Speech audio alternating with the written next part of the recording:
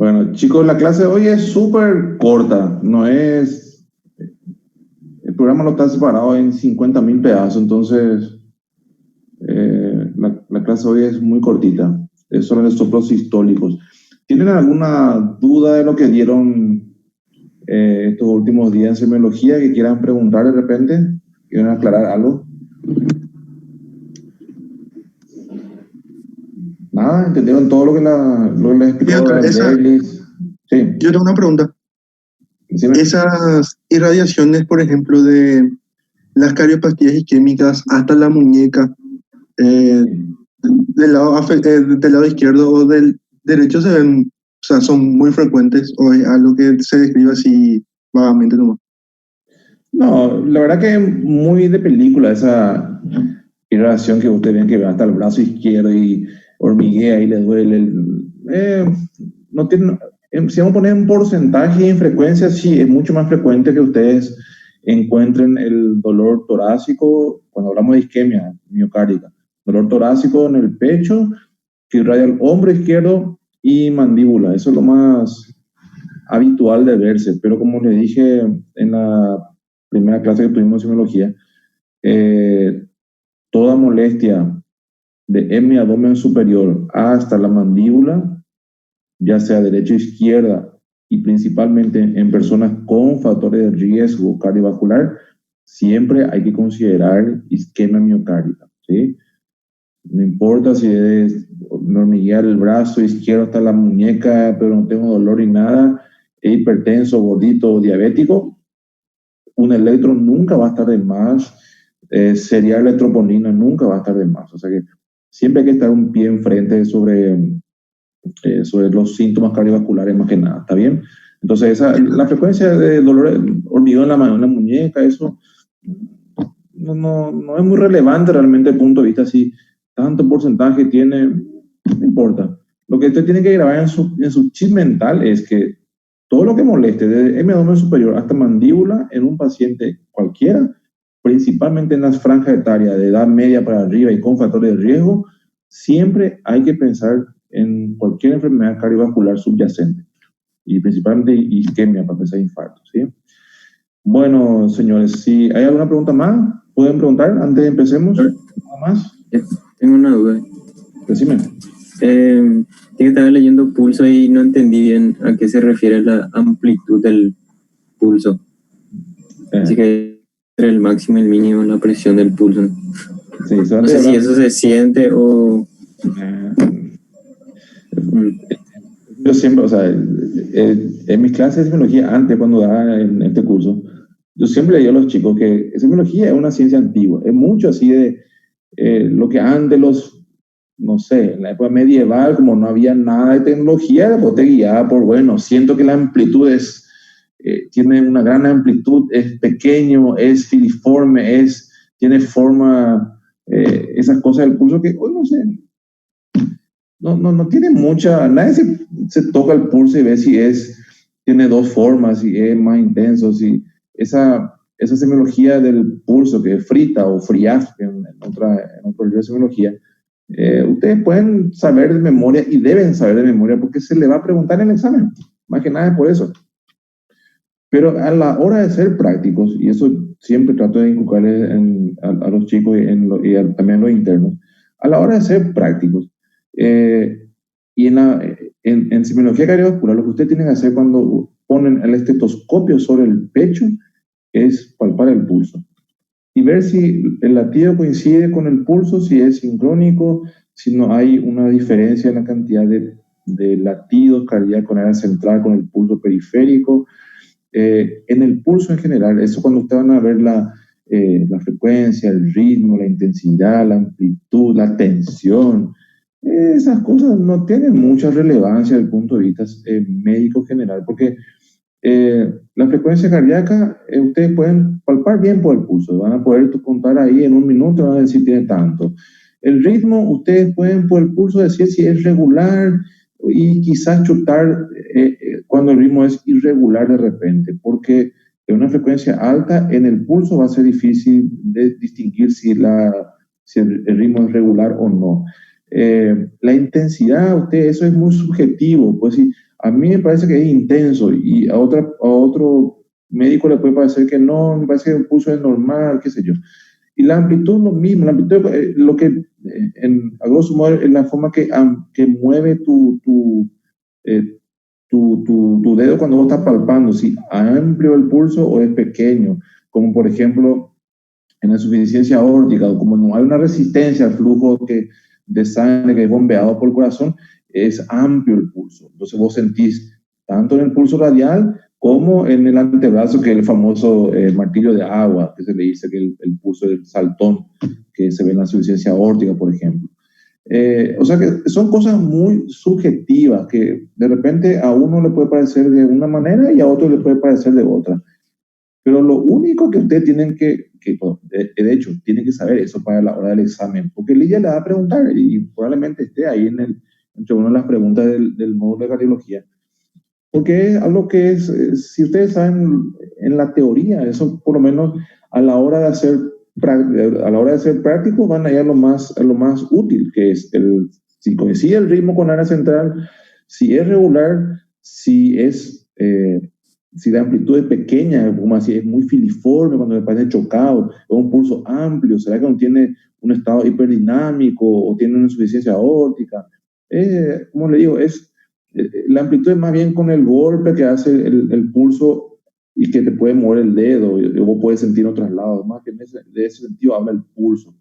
Y la tensión, eso también es todo subjetivo. O sea, acá lo único práctico es la frecuencia, el ritmo. Eso es lo que usted tiene que tener bien así en claro. Si puede identificar si la frecuencia, cuánto tiene, y el ritmo, si es regular o no. Y con eso ya van a ser gran parte de orientarse en el diagnóstico. El resto es muy subjetividad de cada uno. ¿Está bien? No sé si recibió de aclaración eso el que preguntó. Sí. ¿Alguien más quiere preguntar algo sobre lo que dieron estos últimos días? ¿No? Bueno, si no van a preguntar nada, entonces vamos a una pequeña... hoy les toca hablar sobre lo que es soplos sistólicos. Es una clase de 5 minutos, chicos. Hoy ya es viernes, cumpleaños entonces van a esperar una farra ahí virtual. Bueno, ahí le voy a compartir la imagen. Un poquito acá.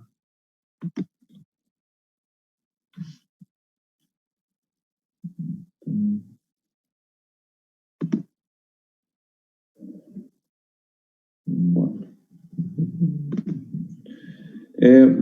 Hoy solamente vamos a hablar de soplos sistólicos, según lo que me mandó la doctora Lidia. Eso era el tema del día 26, que hoy. Entonces, los otros temas que ven ahí en la lista dejaremos para otra clase o que le toque le va a explicar sobre eso. Bueno, acá una definición de uno de sus libros de semiología, que no sé cuál de ellos, pero a grosso modo, el soplo solamente es la manifestación sonora de lo que es el flujo sanguíneo a través de las cámaras cardíacas. Y cuando hay alguna alteración estructural por donde pasa la sangre, eso podemos escuchar con un estetoscopio. Eso es prácticamente el soplo. Y así como dice en la fonética, un soplar que ustedes van a escuchar.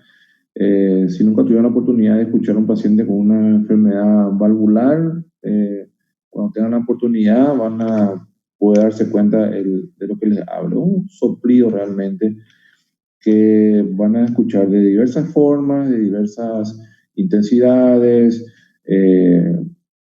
van a tener puntos de auscultación diferentes y cosas así que hacen que la semiología cardíaca y cardiovascular sea bastante rica, ¿sí? Lo que les voy a comentar enseguida en las siguientes diapositivas, hay algunas cosas que tienen que tener bien en claro y otras que son muy así como le dije, anecdóticas e interesantes saber por cultura médica, pero lo más importante acá es saber que el soplo, lo que vamos a hablar ahora, sistólico, así como su nombre dice, eso coincide con la sístole, ¿sí?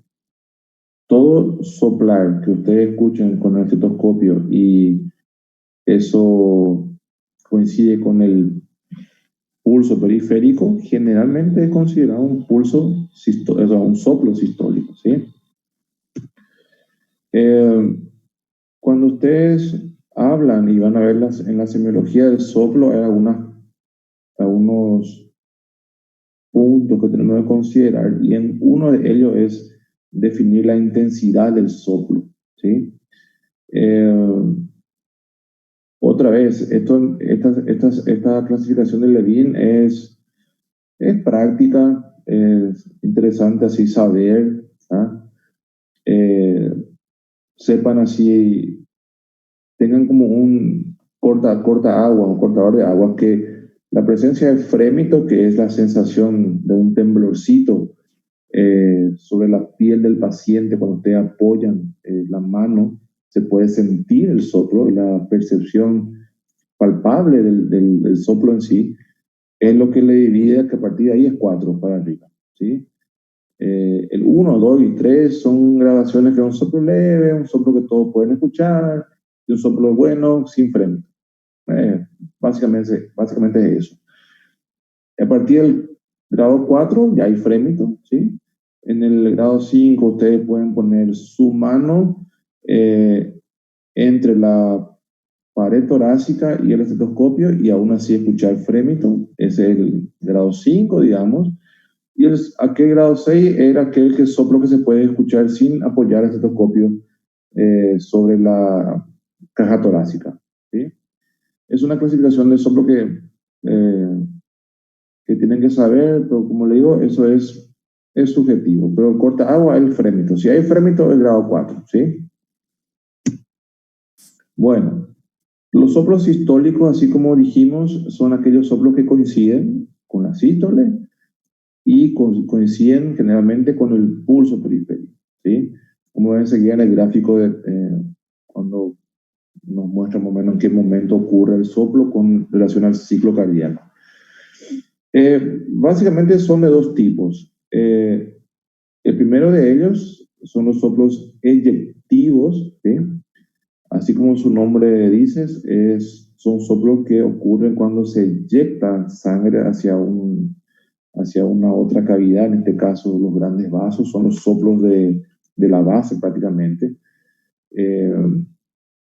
Estos soplos que son eyectivos prácticamente son los soplos que afectan tanto a la válvula aórtica como a la válvula pulmonar, que pueden ser generalmente mejor escuchados en los focos de la base, o sea, en el foco aórtico para lo de la válvula aórtica y en el foco pulmonar para de la válvula pulmonar, ¿sí?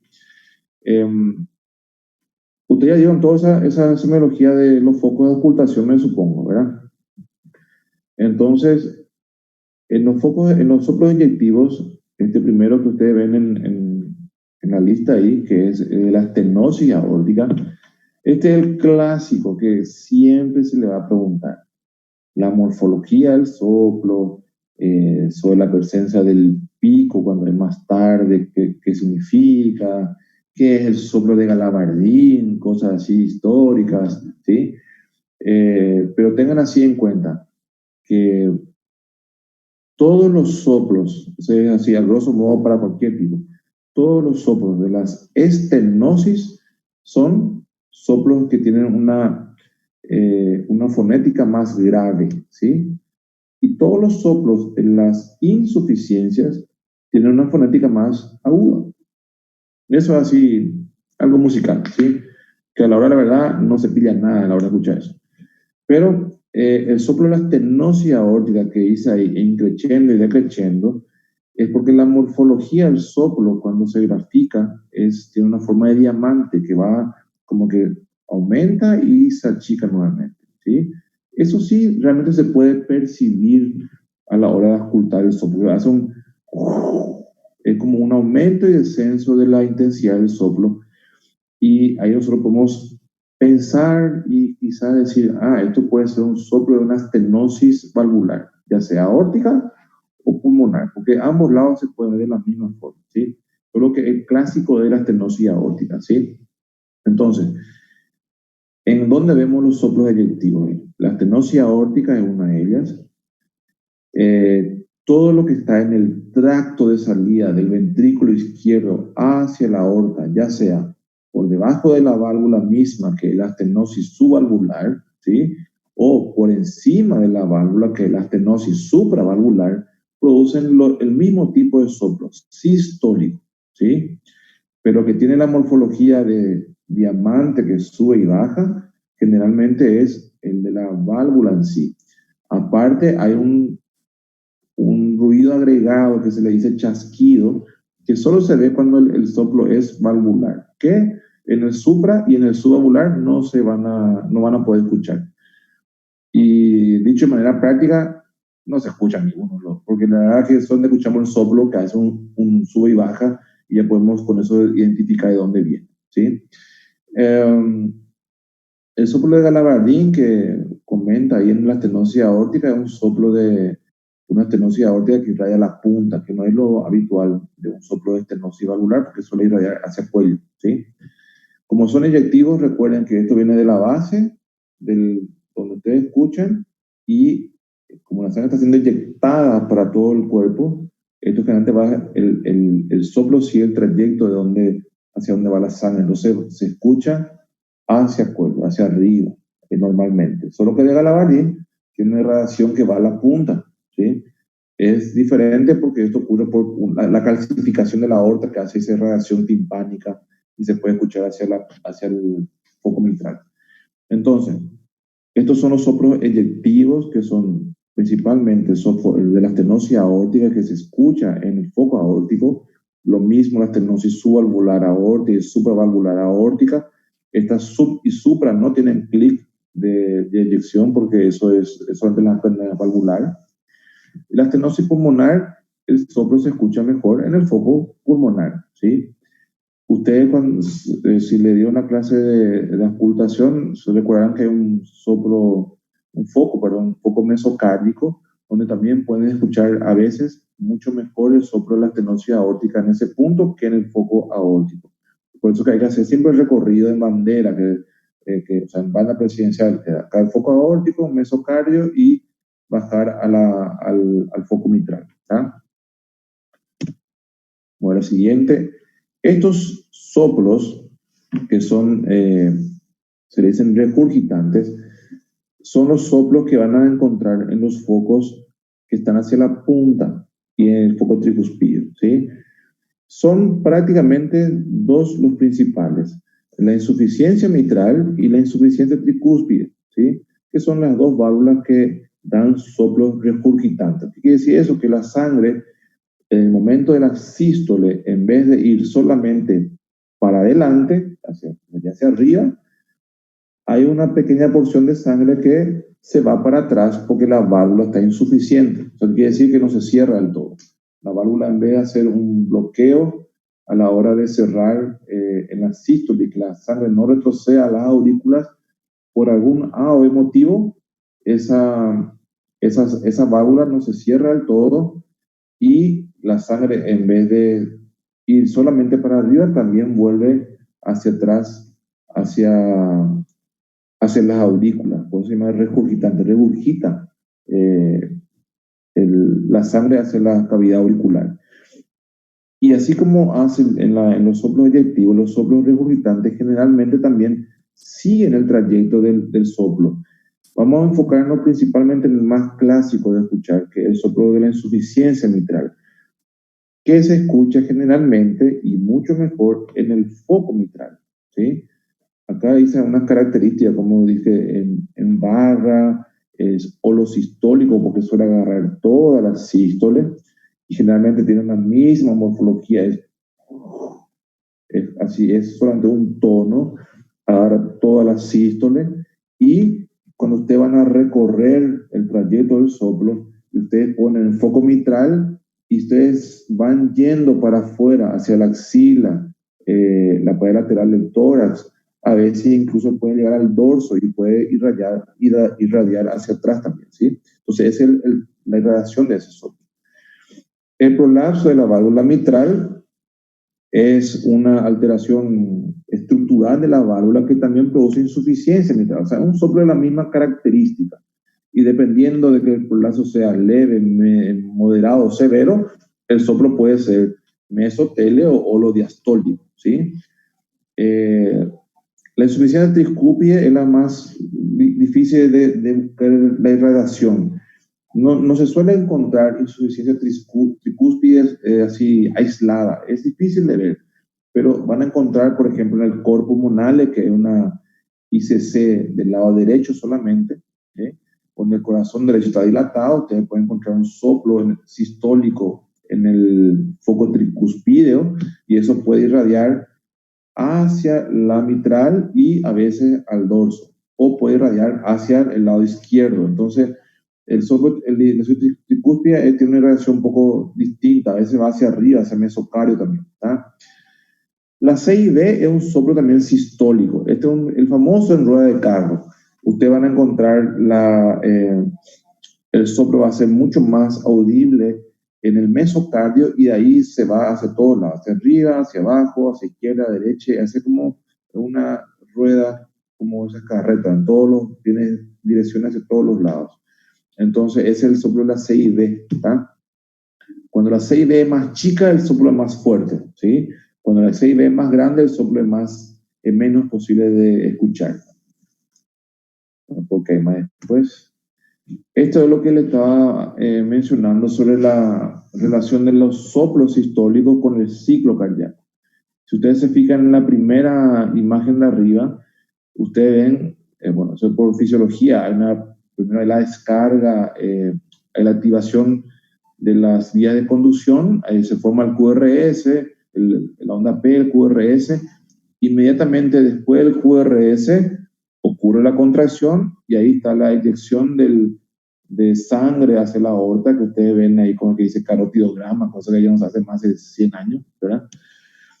Y van a ver que el fonocardiograma que dice es la grabación del soplo de la estenosis aórtica, ¿sí? Este es un soplo sistólico aórtico, ¿sí?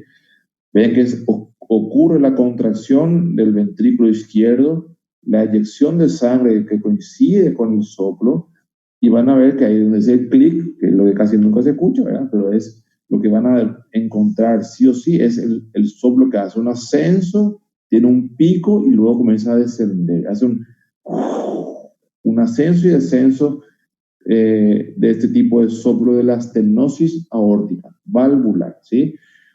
Acá algo muy importante que tienen que recordar, a lo que nosotros le decimos el pico del soplo. El pico es la parte más alta de ese gráfico del fonocardiograma que dice. Ese pico, cuando es más temprano, cuando está así más cerca del primer ruido, vamos a decir, generalmente indica que el soplo o la estenosis no es grave, o es leve por lo menos. Cuando el pico del soplo de la estenosis aórtica se acerca más al segundo ruido cardíaco, generalmente eso indica que la estenosis es más grave, ¿sí? Si escuchamos un soplo rápido, con un pico rápido, probablemente la estenosis sea leve. Ahora, si escuchamos un soplo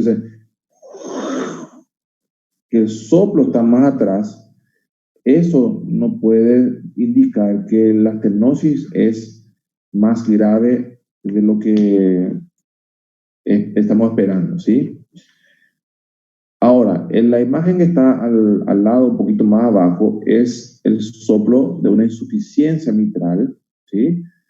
Fíjense que prácticamente coincide con el otro, hay la activación eléctrica, hay la descarga, la contracción ventricular y la sangre, que en este caso es eyectada para arriba. Cuando nosotros escuchamos en el foco mitral, vamos a escuchar un flujo sanguíneo que va para atrás, que es regurgitante, ¿sí? Y se fijan que la morfología del soplo es distinta de la estenosis aórtica, que es como un rombo. En la insuficiencia mitral es rectangular, es como una barra, ¿sí? Entonces, cuando ustedes escuchan, van a escuchar algo así recto, sin ascenso ni descenso, así. Eso generalmente es el soplo de la insuficiencia mitral, que puede ser meso, tele o holodiastólico. Cuando la insuficiencia es grave, suele ser holodiastólico, ¿sí? Vamos a seguir, además por eso, esto ya es lo otro. ¿Alguna pregunta hasta acá, gente que quieran preguntar? ¿Qué quieran hacer, perdón? Doctor, eso de diamante, por esa forma que tiene, ¿verdad? Ese rombo. Así mismo, sí. O sea, que sería crescendo, no sé, no me acuerdo. Es en crescendo y decreciendo que le dice. A la otra liga le gusta esta cosa, que la morfología del soplo, dónde está el pico, si el pico tardío es más grave, el soplo de insuficiencia mitral es soplo en barra, eso que van a encontrar en sus libros, los soplos de Galabardín, que es la radiación a punta, estas cositas son cosas que en los exámenes de biología nos gusta preguntar, pero a la hora de practicidad, lo que siempre, eso es siempre. A ustedes pueden decirme que no sé si es agudo o si es grave, me resbala. Pero lo que ustedes sí tienen que ser capaces de distinguir es si el soplo es sistólico o si el soplo es diastólico, porque eso sí hace la diferencia a la hora de pensar en el problema valvular que puede tener el paciente. Y por eso que le dije al comienzo, cuando también hicieron sus preguntas sobre el pulso, esas cosas. A ocultar un paciente, y más todavía ahora que están empezando, y para aquellos que se compraron ¿no? ya un Littmann, tiren su Littmann, cómprense esos estetoscopios chinos, esos horribles, usen esos estetoscopios para entrenar a sus oídos, ¿sí? Entonces, sinónimo de ocultar el área central, eso es sinónimo de palpar el pulso, ¿sí? Porque así como ustedes se fijan en la imagen del fonocardiograma que dice ahí, el soplo sistólico coincide con el pulso periférico, ¿sí? Entonces, si ustedes escuchan un soplo a nivel cardíaco y si ese soplo coincide con el pulso periférico, usted le puede palpar el carotio también si quieren. Entonces usted puede decir, bueno, es un soplo sistólico, ¿sí? Y el decir soplo sistólico, ustedes, si ustedes escuchan ese soplo mejor en los focos de la base, por ejemplo, un foco aórtico, ustedes ya pueden hacer una presunción diagnóstica, es decir, quizás tenga una estenosis aórtica, ¿sí? Ahora decir que sea leve, moderado, grave, dejémoslo al especialista por lo menos, ¿ah? Y además, hoy hay ecocardio, entonces, o si escuchan el soplo que es sistólico y es más fuerte en la punta, en el ictus cordis, ustedes ya pueden, y si tienen reacción para atrás, ustedes pueden presumir si, bueno, el soplo es un soplo de insuficiencia mitral. O sea, ya le va a orientar hacia la enfermedad valvular que tiene el paciente, ¿sí? A mí particularmente me da igual que ustedes me digan que es diamante, tiene forma de una cabeza, qué sé yo, no sé. Pero lo que sí tienen que tener así en forma práctica es saber que tienen que tener la capacidad de distinguir entre un soplo sistólico y uno diastólico. Y la mejor forma de hacer eso es escuchar el soplo y ver si el soplo coincide con el pulso periférico. Si coincide, es sistólico. Y si no coincide, es diastólico. Y si agarra los dos tiempos, es sistodiastólico. No hay mucho secreto. Y de forma teórica, al sospechar que es una enfermedad aórtica, como una estenosis aórtica, en la teoría tienen que saber que el soplo generalmente es romboidal, en forma de diamante, el pico cuando es tardío es más grave y cosas así. Y si en la punta del corazón, cuando es la insuficiencia mitral, es en barra, el recto, ¿sí? Porque no hay ese efecto sonoro, no van a encontrar, ¿sí? ¿Hasta ahí todo bien, chicos? ¿Clarito? Sí, todo bien. Ok, otra cosa acá.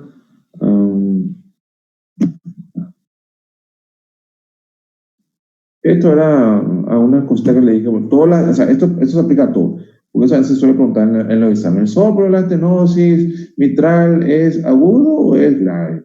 En líneas generales, toda estenosis de cualquier válvula, el soplo es considerado grave.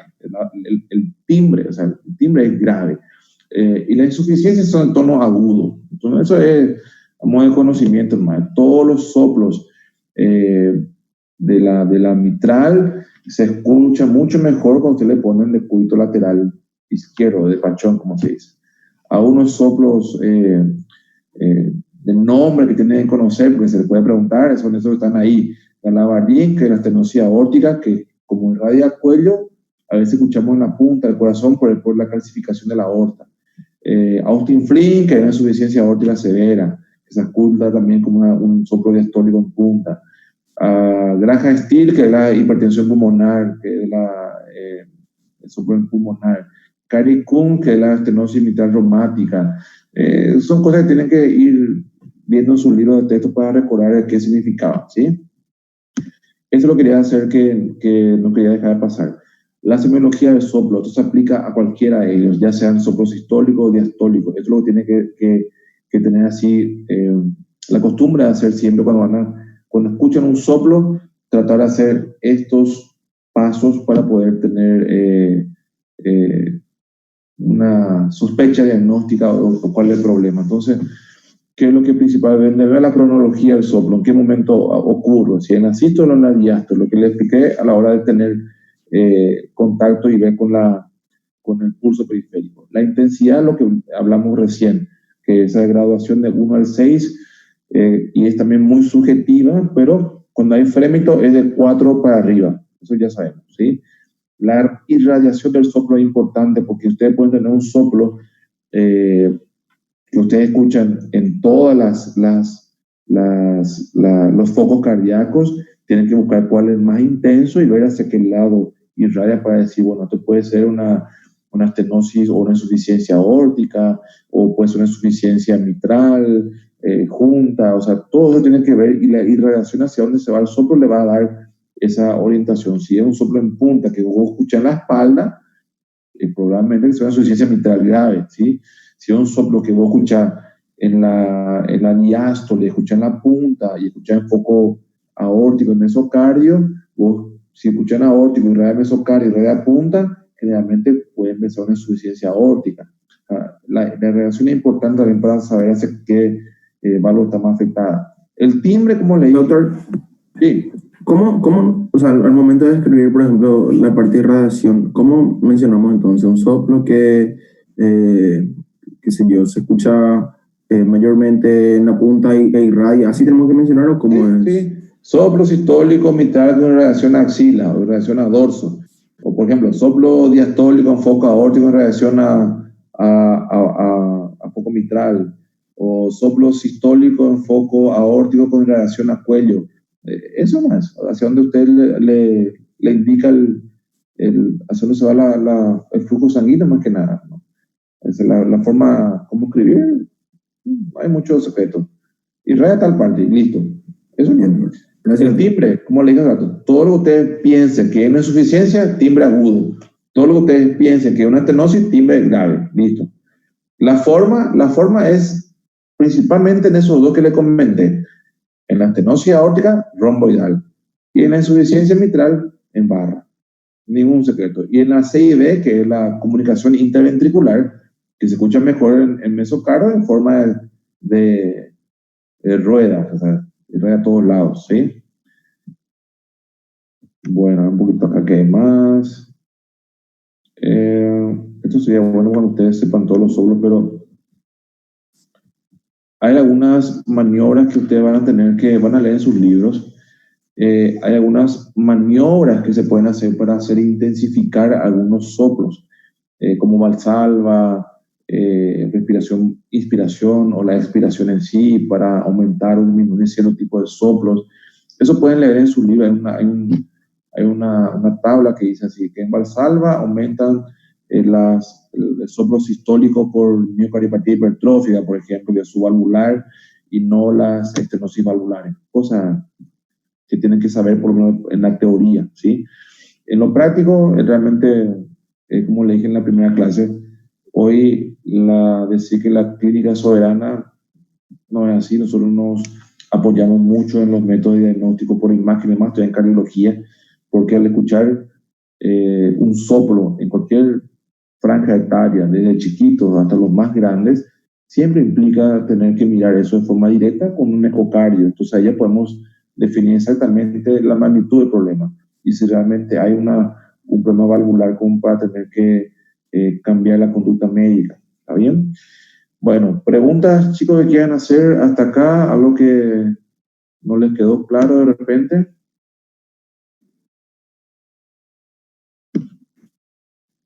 Doctor, ¿algún consejo de cómo poder fijar esto para cuando volvamos? Y la mejor idea de fijar es escuchar al paciente. Esa es la mejor forma. Infelizmente, hace unos meses atrás, cuando empezó la pandemia, le había sugerido una reunión al doctor Casatelli de compra unos muñecos eh, para hacer entrenamiento, prácticas con los estudiantes. Estos muñecos tienen todo para escuchar soplos, todas esas cosas, pero cuestan, montar una sala de entrenamiento cuesta casi $150,000, entonces la facultad no tiene plata, ¿verdad? Pero la mejor forma de fijar esto realmente es escuchando, y mientras no estén, ustedes tengan la posibilidad de irse al hospital y escuchar así en un paciente es medio complicado.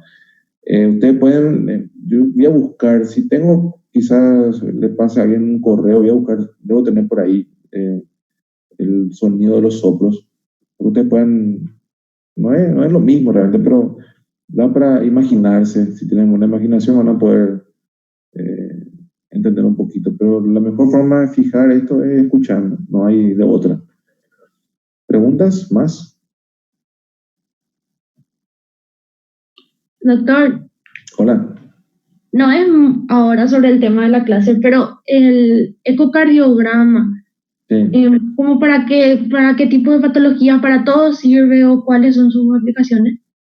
La verdad que hoy en día el eco prácticamente es como un electrocardiograma más. O sea, para el cardiólogo actual, el ecocardio es como el electro, o sea, es una herramienta que se usa en todo caso.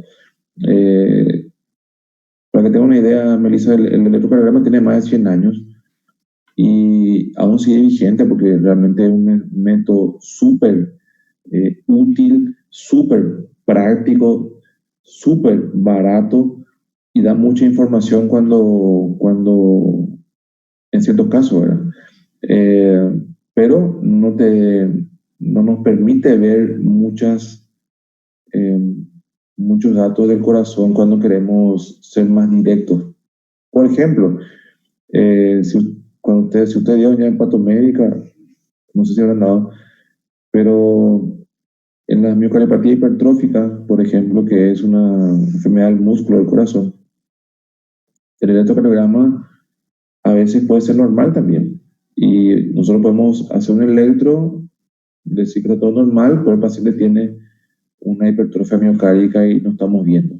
Entonces, el ecocardio es prácticamente un método diagnóstico que nos permite ver en tiempo real y de forma directa tanto la parte muscular del corazón, la parte valvular, y en gran medida cuantificar su funcionalidad también, porque podemos, por algunos métodos de Doppler y cosas así, podemos eh, medir la función tanto sistólica, la función diastólica, la función valvular y todas esas cosas que hoy en día, si nos preguntaba en qué paciente usa ecocardio, y si te mentir, si te digo 100% es mentira, pero 98% de los casos usamos ecocardio para acompañar la evaluación del paciente de consulta con una patología cardiológica, aunque sea de la más banal palpitación en una mujer joven, que puede ser ansiedad la mayoría de las veces. A veces puede haber prolapso de la mitral que, si bien es una enfermedad muy inocua, no produce ni siquiera nada, pero una persona puede sentir más palpitaciones teniendo prolapso, pero ya te da un diagnóstico, que eso no se va a poder ver de otra forma que no sea con un ecocardio, ¿sí? Y también el otro extremo, los pacientes que están hechos pelota con múltiples factores de riesgo, con insuficiencia cardíaca y con enfermedades valvulares, nos permiten estudiar y ver cuál es la causa del problema. La insuficiencia cardíaca, si ustedes recuerdan de patomédica, si ya dieron o no, la insuficiencia cardíaca tiene 5 causas principales, son 5 principales causas, que son la hipertensión, la enfermedad coronaria, arritmias, enfermedad del miocardio y del pericardio. Y prácticamente de esas 5, 4 se pueden hacer diagnóstico por el ecocardio. Las arritmias, no muchas veces porque son alteraciones del ritmo y se ven en el electro, pero las demás sí, el pericardio podemos ver con el ecocardio, la enfermedad del miocardio también, enfermedad coronaria, podemos sugestionar o pensar en eso cuando vemos áreas del corazón que no se mueven o cicatrices en el eco. Y la hipertensión produce daños como hipertrofia, que generalmente es concéntrica. Entonces, hoy en día el ecocardio es cómo hacer un electro, o sea, que los cardiólogos, prácticamente casi todos hacemos ecocardio porque hoy en día es un método más de diagnóstico que tenemos que tener a mano. Entonces, con eso respondo a tu pregunta. Súper, gracias, doctor. ¿Alguna otra pregunta más, gente, que quieran preguntar? Bueno, si es que no tienen ya preguntas, voy a tratar de buscar eso que le dije sobre los audios de soplos, me parece que tengo por ahí. Y le voy a mandar a alguien, a la doctora Lía, le mando que usted le va a repartir de repente. O también pueden buscar en Google, van a encontrar muchas páginas donde muestran los soplos para que puedan escuchar. Es interesante, pero como le dije, cualquier punto primero, esta es la mejor forma de fijar, es ustedes viendo a un paciente con una enfermedad cardíaca estructural, ocultándole así todos los focos como corresponden y palpando pulso. Eso tiene que ser, es como enseñarle a andar en bici a un niño. Eso es así, tiene que acostumbrarse a hacer de esa forma. Y como le dije al comienzo, si compraron su Leadman, guarden bien más el Leadman y compren ese chinito que se vende en el centro y practiquen con ese, ¿sí? Es el mejor estetoscopio para ustedes que están empezando. Ese que se vende en la mesita ahí del centro, ese cuesta 30.000 guaraníes, es el mejor para escuchar. Con toda esa interferencia que pueden tener al lado, es el mejor para entrenar el oído, ¿sí? Entonces, con ese estetoscopio hecho bolsa, ese es el que tienen que tener lo posible para entrenar. Y cuando estén así más avesados, ahí cambien a estetoscopio ya un poco más sofisticado. Pero mi sugerencia es que traten de entrenar con los estetoscopios más Shalai Gabriel. ¿Está bien? Bueno, doctor, entonces, chicos, decime, sí, te escucho. Te quería hacer una consulta. Sí. ¿Por qué la comunicación interauricular produce un soplo sistólico? En el libro menciona. Sí, depende del momento que vos le estás escuchando, o sea, que le estás agarrando al paciente. Sí, la 6A generalmente, la 6A o la 6B me decís vos. La 6A. La 6A es raramente vas a encontrar un soplo. Si encontrás, puede ser sistólico porque cuando vos, ¿cómo te iba a decir? Es muy parecido a la 6B en el momento del movimiento del flujo de sangre. Pero lo que generalmente se escucha en la 6A antes que el soplo es el desdoblamiento del segundo ruido. Es muy raro encontrar un soplo de 6A. Más bien en 6B lo que se encuentra. Pero lo que más fácil se encuentra es el desdoblamiento del segundo ruido cardiológico. Que van a decir un desdoblamiento paradojal y otro es patológico. Van a encontrar en su libro de sismología. Pero la explicación del soplo sistólico depende mucho del momento en que vos estés encontrando el soplo. O sea, cuando hay una 6A en principio, si ustedes se recuerdan por la anatomía cardíaca, están las dos cámaras auriculares, las dos ventriculares hacia adelante. Cuando hay la liberación, o sea, el aumento de presión a nivel ventricular, eso eyecta sangre hacia la aorta. En la aurícula, el momento del llenado auricular que ocurre, en teoría, durante la diástole, vamos a decir así, se está llenando eso. Cuando ocurre la contracción auricular que todavía está pegada a la aurícula, ahí lo que puede encontrar un soplito, pero generalmente no suele caer en la sístole. Y si cae en la sístole, generalmente es porque hay alguna ya alteración a más de la comunicación más. Por ejemplo, cuando la 6A da un soplo sistólico, eso quiere decir que probablemente ya la aurícula está más grande y hay una insuficiencia de una de las válvulas AB también, que antes suele ser la mitral. Porque la 6A con el tiempo hace que la válvula se dilate. Entonces, la válvula aórtica también ocurre lo mismo. La válvula auriculoventricular ocurre lo mismo con la mitral. Entonces, la contracción del ventrículo produce un soplo sistólico que puede ser tanto de la 6A como una insuficiencia mitral punta. Pero lo habitual, Andrea, es que en la CIA no encuentre un soplo habitualmente. Más bien se encuentra un desdoblamiento del segundo ruido. Ahí nosotros pensamos en la CIA. Y cuando encontramos un flujo de sangre de comunicación entre ambas aurículas, generalmente en el Doppler, al nivel del ecocardio, no es tan fácil de escuchar un soplo sistólico de la CIA como tal. Más bien cuando hay alguna otra alteración mecánica en conjunto, no así por ella sola nomás. ¿Sí? ¿Alguna otra pregunta? ¿Nadie más? Bueno, entonces, chicos, si es que, como les dije, si encuentro los soplos, les mando a la autoridad para que les reparta. Y en todo caso, vemos en la otra clase, si tienen una duda, pueden juntar y preguntar en toda la otra clase. ¿Les parece bien? Dale, doctor. Gracias. Bueno, que pasen bien y felicidades otra vez para la cumpleañera, entonces que se diviertan. Feliz fin de semana, gracias.